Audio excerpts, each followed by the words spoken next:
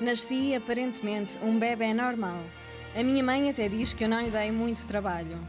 Era uma menina de faces rosadas que com as minhas amigas brincava e ia para a escola. Frequentava a segunda classe quando a minha professora, a professora Amélia, alertou os meus pais que me debruçava bastante na carteira e que a minha caligrafia tinha mudado. Já não era bonita como antigamente. Fui ao médico de família, a doutora Sameiro Cruz, que me dirigiu para a ortopedia no hospital. Através de um raio-x foi-me detectada uma pequena escoliose. Para corrigir esta má formação, iniciei a fisioterapia. Segundas, quartas e sextas-feiras, lá ia eu para as sessões, tendo que faltar às aulas a maior parte do tempo. No 5º ano, mudei de escola. Aumentaram os colegas e tive disciplinas novas, onde destaco a disciplina de Educação Física. Aí eram mais evidentes os sintomas motores. Esta mudança não foi fácil. Explicar que tinha uma escoliose e ter mais dificuldades que isso punha em dúvida se eu era preguiçosa ou não. Foram duras peripécias para uma criança, mas hoje posso rir de algumas delas. Estava no 9º ano de escolaridade e no início do 2º período tive sarampo. Fiquei uma semana de cama. Emagreci mais ou menos uns 10 quilos e quando me levantei tudo se movia. Na rua tinha a sensação que as pessoas passavam por mim a grande velocidade. Não se encontrava justificação para ter aqueles sintomas de desequilíbrio e descoordenação que causavam um andar trôpego. Era vista por equipas de médicos que me perguntavam tudo para explorarem todas as hipóteses. Lembro-me que perguntaram se usava botas texanas por causa do meu andar cambaleante. O médico ortopedista, o Dr. Fontes, propôs internar-me para fazer exames mais específicos. A doença da ataxia de Friedreich não era bem conhecida nem diagnosticada na altura e foi-me simplesmente detectada uma atrofia no cerebelo. Praticamente não fui às aulas desde o início do 2º período do ano letivo, tendo decidido os professores que eu passaria de ano com as notas do 1º período. Médicos, enfermeiros, auxiliares, doentes e outros foram os meus novos colegas. Após o internamento, fazia fisioterapia de manhã e de tarde ia a pé para o Rio com vizinhas amigas. Nos anos seguintes, todos os verões eram aproveitados para fazer fisioterapia, pois que era quase impossível conciliá-la com as aulas. Os sintomas da doença, desequilíbrio e descoordenação eram cada vez mais evidentes. E a minha tia Ana, que andava intrigada com a situação, levou-me a um neurologista. Por coincidência, este queria ver-me em consulta. Ela, a doutora Esmeralda Lourenço, era a responsável na minha área por assinalar as pessoas com ataxia de Friedreich. Foi a primeira vez que ouvi falar desta doença. Para melhor perceberem, tem este nome porque o primeiro médico que a diagnosticou chamava-se Friedreich, em português, Frederico. Tudo indicava que tinha ataxia de Friedreich, mas não havia certezas absolutas. Realizei um exame para averiguar se tinha falta de vitamina E, pois a falta desta vitamina tem sintomas parecidos com a ataxia, mas é mais fácil de superar, basta tomar quantidades extra dela. Infelizmente, os meus padrões eram normais, caso para dizer que nem tudo o que é normal é bom. Aos 17 anos, fiz, juntamente com os meus pais e irmãos, o rastreio que a doutora professora Paula Coutinho, do INS, não tenho a certeza se foi este instituto, levou a cabo para detectar a ataxia no território nacional. Para mim, este rastreio indicou-me que eu sofria de ataxia de Friedreich, uma doença neurológica, degenerativa e sem cura. Terminado o 12º ano, estava em dúvida se concorria para a universidade ou se devia fazer fisioterapia intensivamente, a fim da doença não avançar e até melhorar um pouco. Estamos no verão, a altura em que me dedicava à fisioterapia, e perguntei à médica fisioterapeuta qual a sua opinião, ao que me respondeu mais ou menos nestas palavras: nem que fiques 24 horas a fazer fisioterapia, a doença vai sempre evoluir. Segue a vida e tenta conciliar as duas coisas.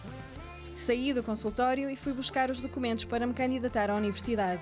Fiz o curso de Relações Internacionais, ramo Económico e Político. No 1º ano do curso, vivi a transição para a cadeira de rodas.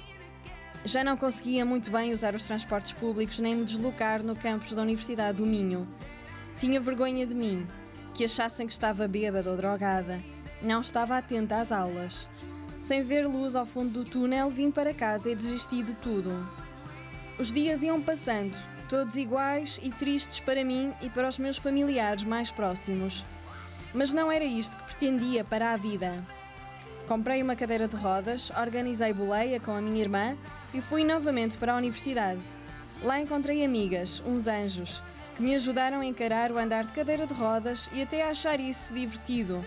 Guardo na memória acontecimentos muito engraçados. Por falar em anjos, tenho encontrado muitos ao longo da vida. Sou uma sortuda.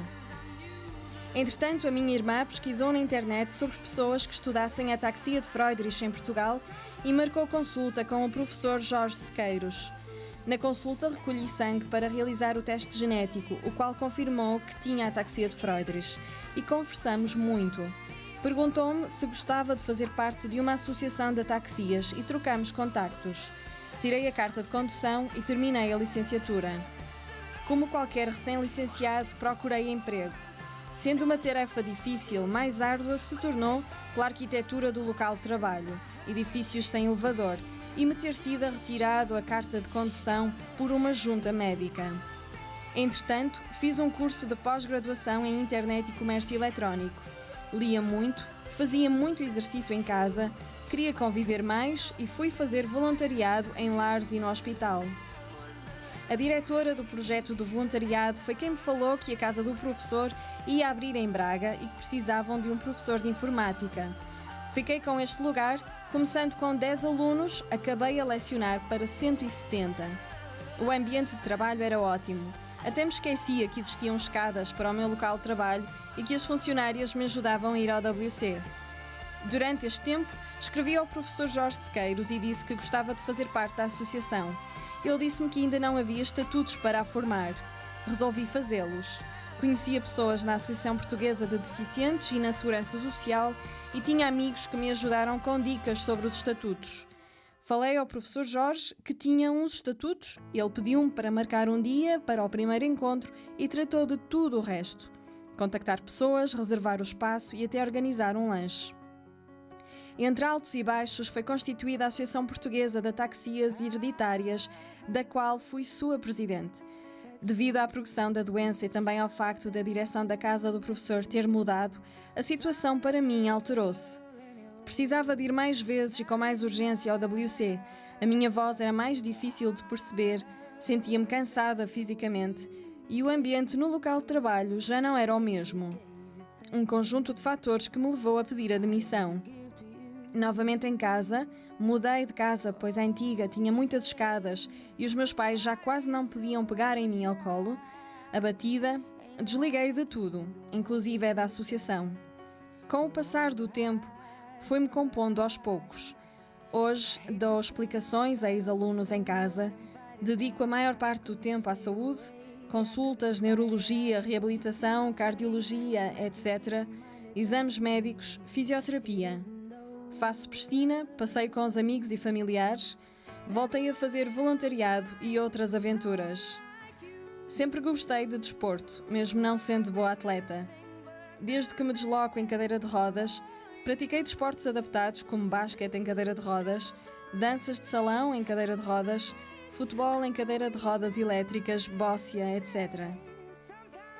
A ataxia de Friedrich preenche a minha vida.